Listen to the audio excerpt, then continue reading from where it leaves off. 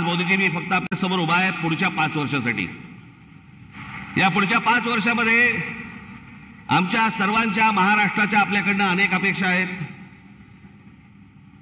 त्या मला फक्त अपेक्षा आपल्या समोर फक्त बोलून दाखवायच्या आहेत. याच्यापेक्षा मला कुठचंही लंबचौडं भाषण नाही करायचंय. त्यातली पहिली अपेक्षा आहे की गेले अनेक वर्ष खितपत पडलेला मराठी भाषेला अभिजात भाषेचा दर्जा मिळावा,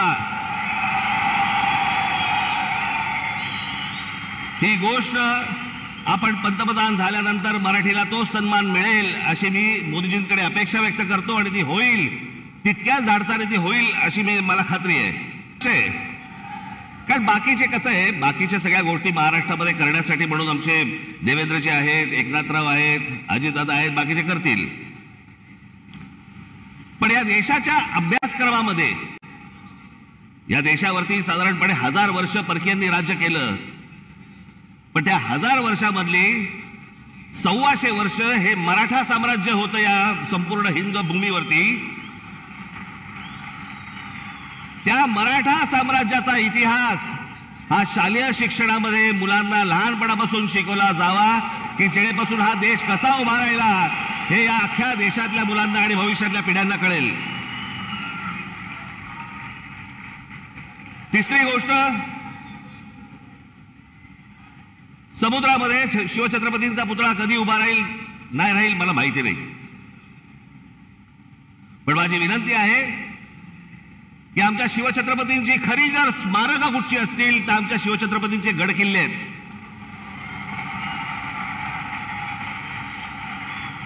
आणि या गड किल्ल्यांना पूर्वीचं ऐतिहासिक वैभव प्राप्त करून देण्यासाठी म्हणून आंतरराष्ट्रीय दर्जाची एक समिती नेमावी. भविष्यातल्या येणाऱ्या पिढ्यांना, या देशातल्या पिढ्यांना कळेल की आमचा राजा कोण होता आणि त्यांनी काय इतिहास गाजवला हे त्या आमच्या गड किल्ल्यांवरनं कळेल. याच्यासाठी म्हणून आपल्याकडनं गोष्ट व्हावी अशी माझी अपेक्षा आहे. देशभरामध्ये अनेक ठिकाणी मोदीजी आम्ही पाहिलं की आपण उत्तम रस्ते बनवलेत, अनेक फ्लायओव्हर्स बनवलेत, अनेक ब्रिजेस बनवलेत.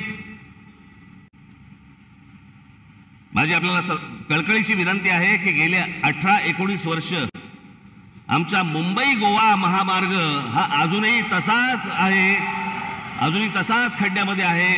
तो लवकरात लवकर व्हावा अशी माझी आपल्या सर्वांना विनंती आहे. मगाशी रामदासभाईंनी उल्लेख केला, मोदीजी आपण पण आपल्या अनेक सभांबद्दल पण सांगितलं, पण आज जरा खडसावून सांगावं की या भारतामध्ये डॉक्टर बाबासाहेब आंबेडकरांनी जे उभं केलेलं जे संविधान आहे त्या संविधानाला कुठेही धक्का लागणार नाही.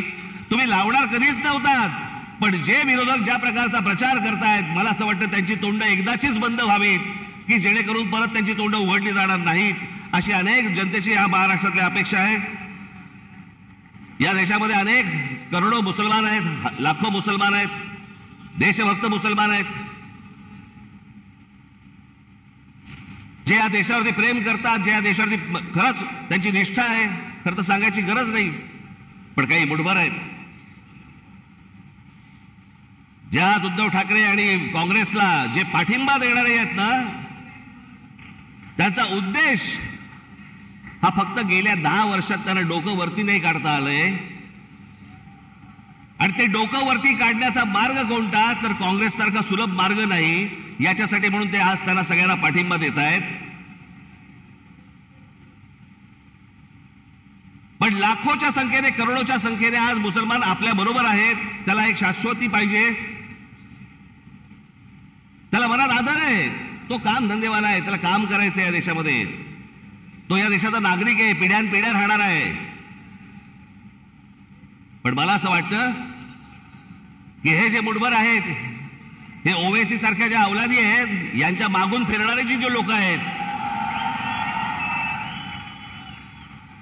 यांचे जे अड्डे आहेत, हे अड्डे एकदा तपासून घ्या.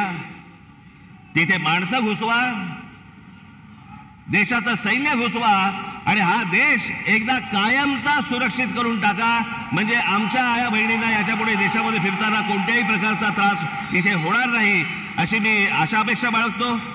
आणि शेवटचं म्हणजे आमची मुंबईची रेल्वे, लाखो प्रवासी या रेल्वेने प्रवास करतात।